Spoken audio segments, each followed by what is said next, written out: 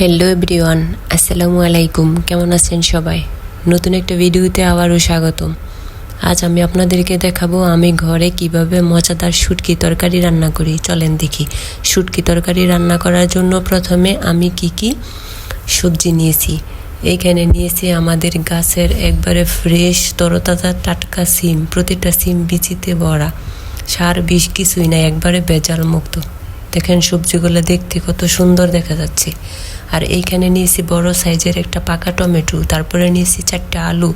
দেখেন আমাদের গাছের একটা বেগুন কত সুন্দর বড় লম্বা।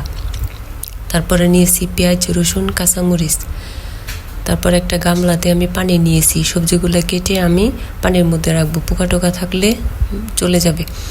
আর এইখানে নিয়েছি কাঠের একটা কাহাল। শুটকি তরকারিতে তো আমি পেঁয়াজ রসুন থেতো করে দিব, এজন্য আমি কাঠের একটা কাহাল নিয়েছি।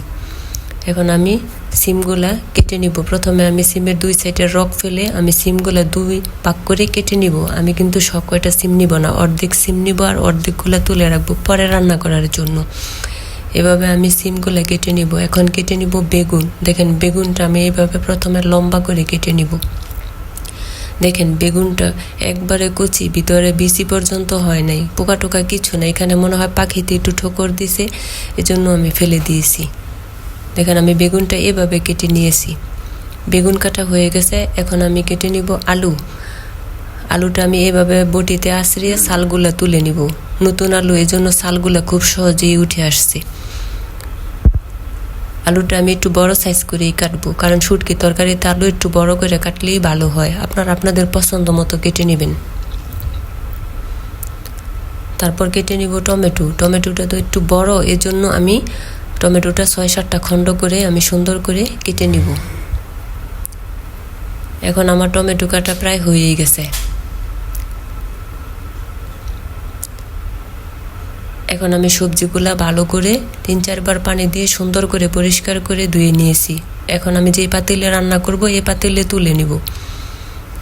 এভাবে হাত দিয়ে আমি সবগুলা সবজি এই পাতিলে তুলে নিব। দেখেন ধোয়ার পরে আমার সবজিগুলা কত সুন্দর দেখা যাচ্ছে। সবগুলা সবজি উঠানো শেষ। এখন আমি এখানে পেঁয়াজ রসুনগুলো যে ধুয়ে রেখেছিলাম এগুলো আমি সুন্দর করে থেতু করে নিব, কারণ শুটকি তরকারিতে থেতু করা পেঁয়াজ রসুন দিলেই সবচেয়ে বেশি ভালো লাগে। এভাবে আমি সুন্দর করে থেতু করে নিব। তারপর এখানে বড় সাইজের 2টা পুঁটি মাছের শুটকি আমি পানিতে দিয়ে দিয়েছি। এখন আমি হাত দিয়ে সুন্দর করে এভাবে আঁচড়ে আঁচড়ে আইস পরিষ্কার করে নিব। তারপর 2-3 বার করে ভালো করে পানি দিয়ে পরিষ্কার করে আমি ধুয়ে নিব।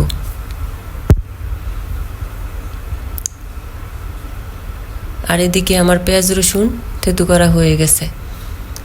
আর এখানে আমি সবজিগুলানের মধ্যে মশলা দিয়ে দিব। প্রথমে দিয়ে দিব লবণ, তারপর দিয়ে দিব মরিচের গুঁড়া। মরিচ আমি বেশি দিব না, কারণ এখানে আমি কাঁচা মরিচও দিব। তারপর দিয়ে দিব হলুদের গুঁড়া। এখন দিয়ে দিব সামান্য পরিমাণ পানি। পানি অল্প দিব, কারণ সবজি থেকে এমনিতেই পানি উঠবে। তারপরে আবার টমেটো দেওয়া হবে, এজন্য আমি পানি বেশি দিব না। এখন দিয়ে দিব থেতু করে রাখা পেঁয়াজ রসুন। এখন আমি ঢাকনা দিয়ে ঢেকে সরাসরি চুলায় বসিয়ে 3-4 মিনিট রান্না করে নিব। 3-4 মিনিট পরে এর মধ্যে দিয়ে দিব কেটে রাখা টমেটো। তারপর দিব কাঁচামরিচ। তারপর আবার কিছুক্ষণ রান্না করব। এখন আমি শুটকিটা এইভাবে কাঁটা চামচের মধ্যে বিছিয়ে চুলাতে পুড়ে তরকারিতে দিয়ে দিব, কারণ শুটকি তরকারিতে শুটকিটা পুড়ে দিলে গ্রানটা অনেক বেশি সুন্দর হয়। দেখেন আমার তরকারিটা মাশাআল্লাহ কত সুন্দর হয়েছে। আমার তরকারিটা হয়ে গেছে, নামিয়ে নিয়েছি। এখন একটা বাটিতে তুলে নিয়েছি। দেখেন আমার তরকারিটা দেখতে কতটা লোভনীয় হয়েছে, খেতেও মনে হয় অনেক মজার হবে। আপনারা এইভাবে রান্না করে খাবেন। আমার শুটকি তরকারিটা কেমন হয়েছে কমেন্ট করে জানাবেন। ভিডিওটি ভালো লাগলে লাইক, কমেন্ট, শেয়ার করবেন। চ্যানেলটি সাবস্ক্রাইব করে পাশে থাকবেন। সবাই ভালো থাকবেন। আজ এই পর্যন্তই। আল্লাহ হাফেজ।